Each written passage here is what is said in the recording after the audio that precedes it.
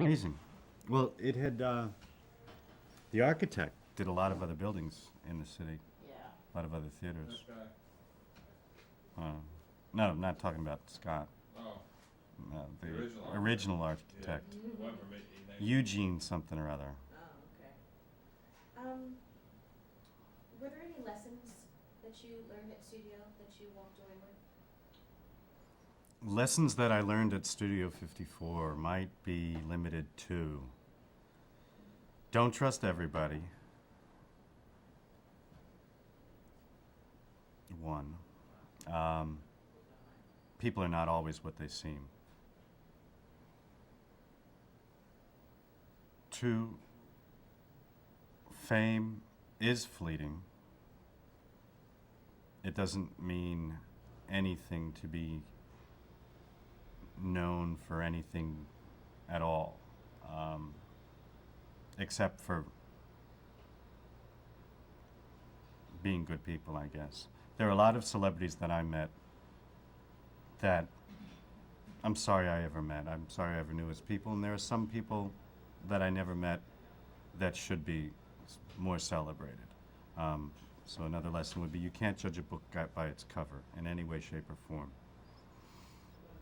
Live life to the fullest. You don't know what's at the next turn. And don't limit yourself. Were you at the club when the IRS came in? I worked that night. I mean, by calendar dates, I did. I was totally oblivious to it. Working in the club, I didn't have the time always to pay attention to the newspaper reports. I had no idea for a while what was being said about the club while I worked there, while I went there. I had to have been working during the week of the IRS raid. And I recall going into work and people being nervous, throwing grins around, but not really talking a whole lot. I asked somebody later on how much trouble we were in. And I was kind of put on the outside again, or I was simply told, if anybody has anything to say to you, just refer them to Roy Cohen, who was the lawyer. I thought that was good enough. I didn't ask any questions. I had, in a sense, Studio 54 relative. Roy Cohen was my lawyer. I left it at that. That was as far involved as I ever wanted to get. And I didn't really have to make that referral. But I knew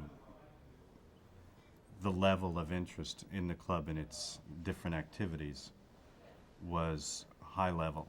And I needed to reassess my situation there. But I don't remember it being so drastic. There was never a feeling of doom. Never. There was the only concern was for Steve and Ian ultimately after sentencing when they would go away. But there was never a sense of having been caught or having been persecuted. No one complained about that. People who got called to account for whatever they did took their punishment, pretty much. It was unfortunate that Steve and Ian had to go away. That was the only sadness of it all. Everybody had fun, and Steve and Ian took the fall. Did you go to the club under Mark Fleischman? Did you continue to frequent 54? Can you tell me the difference between Steve and Ian's leadership and Mark's leadership and how the club responded? After Steve and Ian went to jail, people fled the New York scene. It was shallow. It wasn't fun to be there anymore. And I ended up going back to college and back to my family in Florida where I ran into 3 other people from Studio 54. One was Mimi Jennings, another one was Bobby Petty, another one was Richard DeCourcy, and we opened up a club on Miami Beach in 1981, I believe.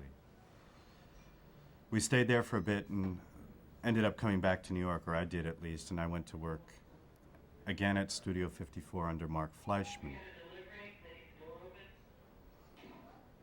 Working at Studio 54 under Mark Fleischman was an entirely new scene. I was older, the club was older, and we had already been through some changes with Steve and Ian going away. It became a tourist trap. It was what it had to be a worthwhile business venture to anybody. It was great to know that Mark, a good man, it was great to know that Mark had the interest in the club and enjoyed it as much as we did. Many people who went from earlier continued to go.